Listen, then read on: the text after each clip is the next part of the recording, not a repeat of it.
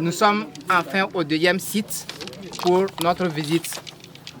Et le projet étant mis en œuvre par un consortium, donc TRI est le lead, nous avons la SNV et l'UNCDF comme en fait membres du consortium.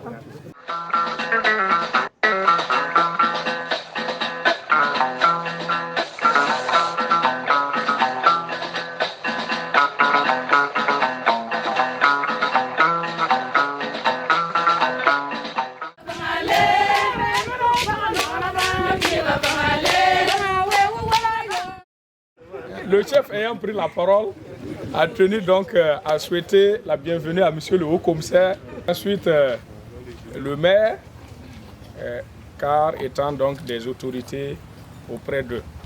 Après eux, ils souhaitent la bienvenue à tous les invités. Les productrices de beurre, constituées en 2 sociétés coopératives, ont bénéficié de la construction d'une unité de production de beurre en 2010 par TRI. Rattachée à la Fédération Wezena, l'unité de production a bénéficié en 2019 de la réhabilitation et de l'équipement avec l'appui de Weopani. Nous comptons 2207 membres, dont 1200 femmes et 7 hommes. La fédération en 2020 a produit 266 tonnes d'amandes collectées, 133 tonnes de beurre produit, double certification bio et Fair for Life. Nous avons bénéficié des formations telles que la gestion, la certification, la transformation, les collectes des amandes bio, beaucoup de formations que nous avons reçues en 2020. Nous avons fait la formation des transformations de savon, sumbala et autres produits dérivés.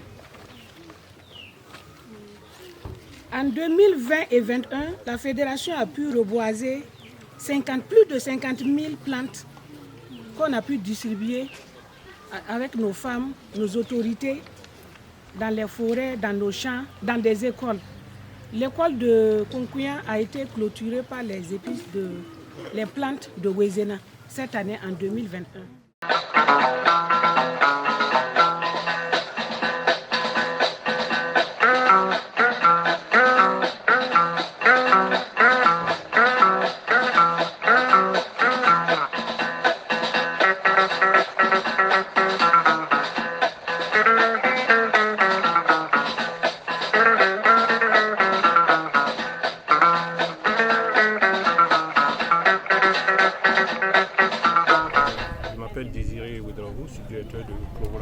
De l'ONG TRI, ONG qui est le leader du consortium qui conduit ce projet, de concert avec l'UNCDF et SNV. Alors effectivement, depuis le matin, nous sommes en visite terrain dans le cadre de la mise en œuvre de ce projet.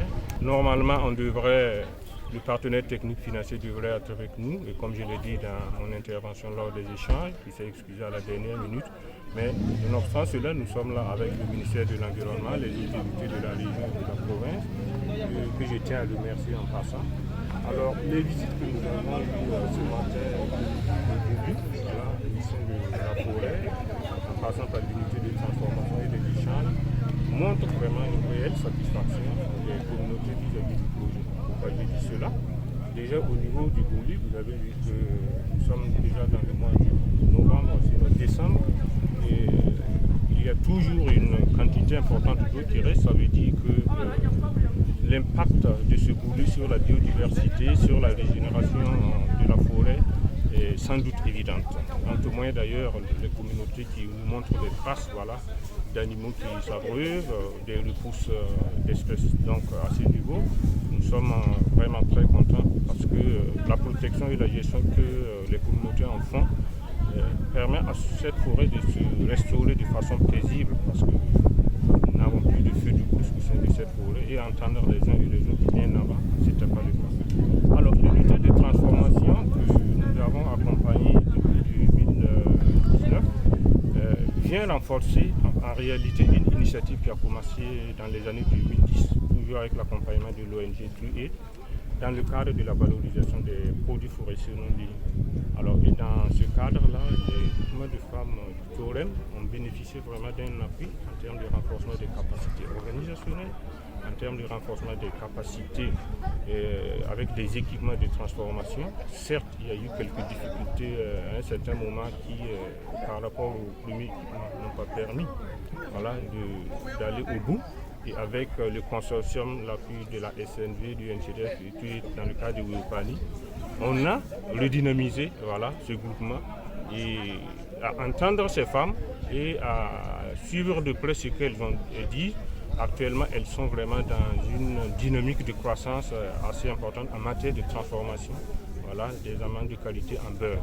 Parce qu'elles produisent maintenant du beurre conventionnel, du beurre bio. C'est ce qui est souhaité en termes de qualité. Elles prospèrent les marchés régionaux et internationaux et c'est ce qui est vraiment recherché en termes d'accompagnement des entreprises. Les échanges montrent qu'il y a ce dialogue au sein des communautés en matière de gouvernance locale des ressources forestières. Et ce lien entre les femmes et puis les groupements de gestion montre qu'il y a une synergie qui apaise toute action néfaste en matière de gestion des ressources. Donc, l'un dans l'autre, nous sommes satisfaits. Le projet est à 2 ans et demi, il nous reste encore 2 ans et demi. Alors nous pensons que ce qui nous reste, nous allons consolider les acquis. Nous allons les accompagner vers une appropriation certaine parce que pour nous, l'objectif n'est pas de rester éternellement en termes d'appui, mais c'est de les capaciter pour que ces braves femmes, ces braves acteurs soient autonomes pour vraiment gérer de façon durable et profiter des produits de la forêt. Alors, les autorités locales, je tiens à les féliciter. Nous travaillons avec la commune de Pau, qui est en réalité notre partenaire d'exécution du projet sur le terrain. Vous savez que nous sommes dans un contexte de décentralisation et la commune constitue le tremplin de la gestion du développement des localités. Donc nous avons opté pour cela parce que nous voulons un ancrage, nous voulons une durabilité, nous voulons un transfert de compétences. Et si cela est effectif, sans doute que nos forêts resteront vraiment des forêts au profit de nos communautés. Je ne saurais terminer sans mettre cet accent sur l'appui technique financier de l'ambassade de Suède. De façon soutenue et considérable, depuis les années 2010, cette ambassade nous accompagne dans la gestion durable des forêts à travers le projet de gouvernance locale des ressources forestières, maintenant qui est à sa phase de mise à échelle dénommée Wéopani. En tout cas, tous nos remerciements à ce partenaire technique financier, à l'État qui a su bâtir une coopération avec ce pays qui nous montre effectivement qu'une coopération bien orientée est vraiment gage de réussite et d'amélioration des conditions de vie des communautés. Merci. Je suis Ramses Kafando, commissaire de la forêt de Nagouri.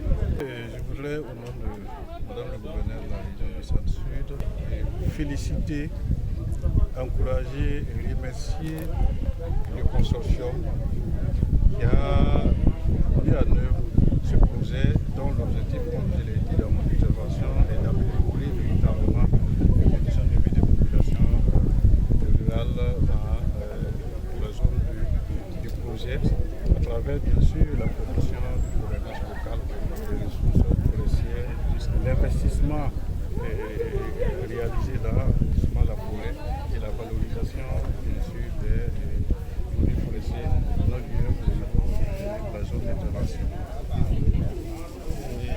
Ce matin, on a fait le tour des réalisations du projet. On a commencé par un volet qui a été réalisé au niveau de la forêt de Bourou.